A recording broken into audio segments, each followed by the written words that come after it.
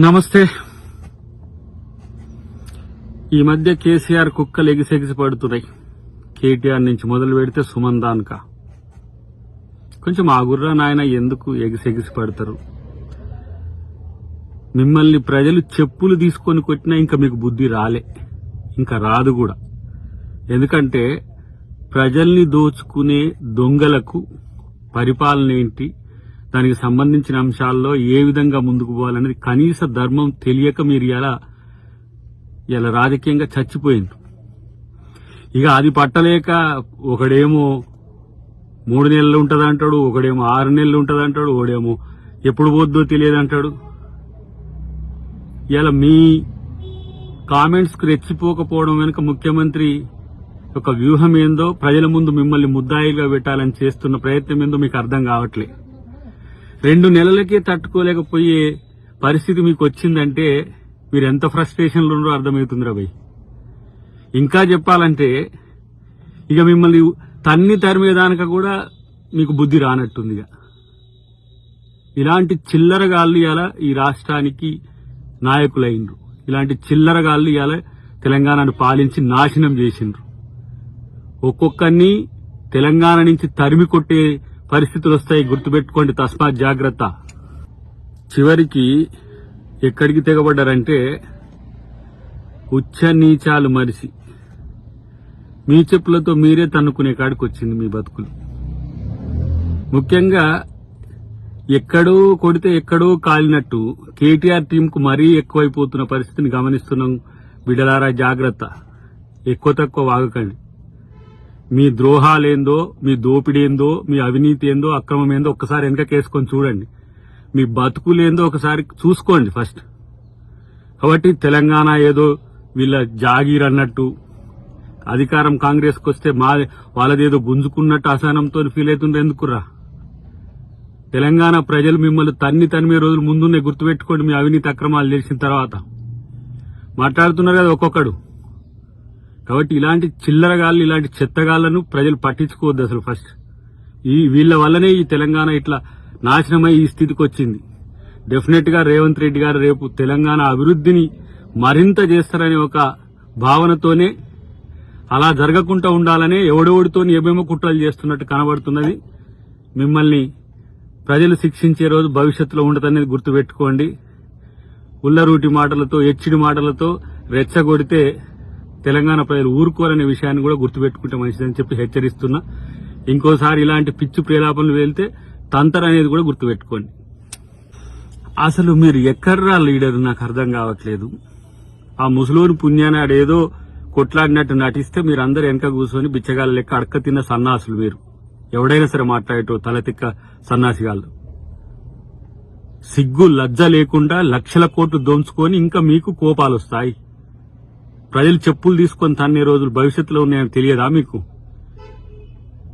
బహిరంగ సభలు చూడంగానే, లేకపోతే ప్రభుత్వ తీరు చూడంగానే మీకు పిచ్చి లేచిపోతున్నది. ఎర్రగడ్డకో ఆ వైజాగ్కో పోండి సన్నాసులారా, గుంపు కట్టుకొని పోరి.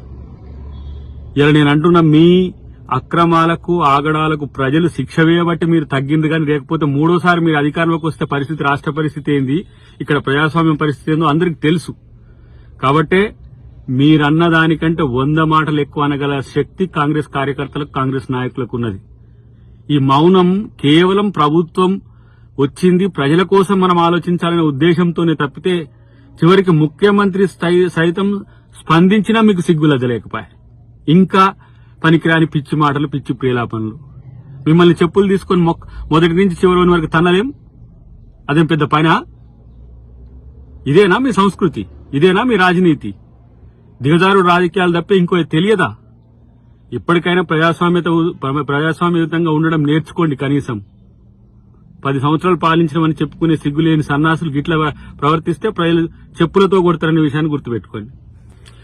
మీరు ఈ 9 ఏండ్లలో చేసిన తప్పులకు రోజుకో చెప్పుతో కొట్టినా మీకు బుద్ధి రాదు.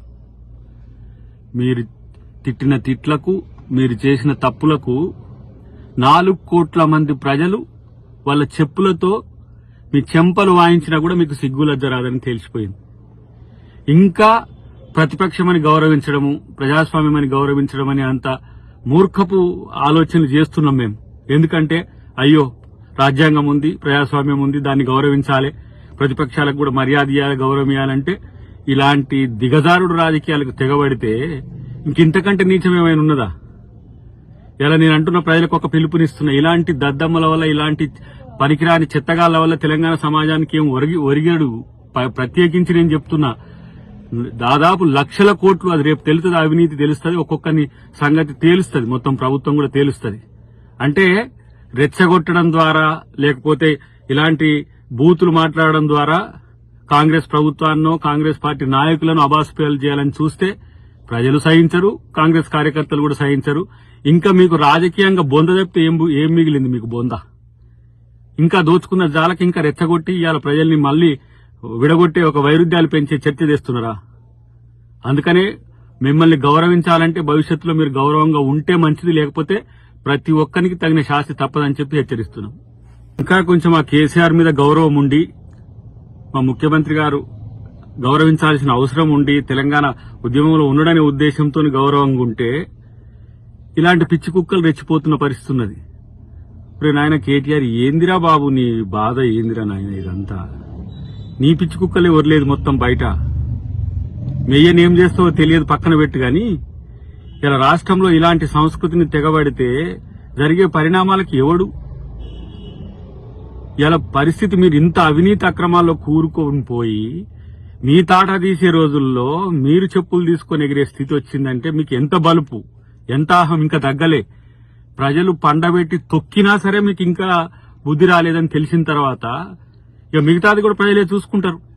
ఇలాంటి పనికిరాని చెత్త అహంతోనే నువ్వు మెయ్యనోడగొట్టినవు, నీ పుణ్యమే ఇలా వచ్చింది. మళ్ళా తగుదునమ్మా అని చెప్పి వేసి భజన పరులంతా బయటకు వెళ్ళుకొని తిరుగుతున్నారు.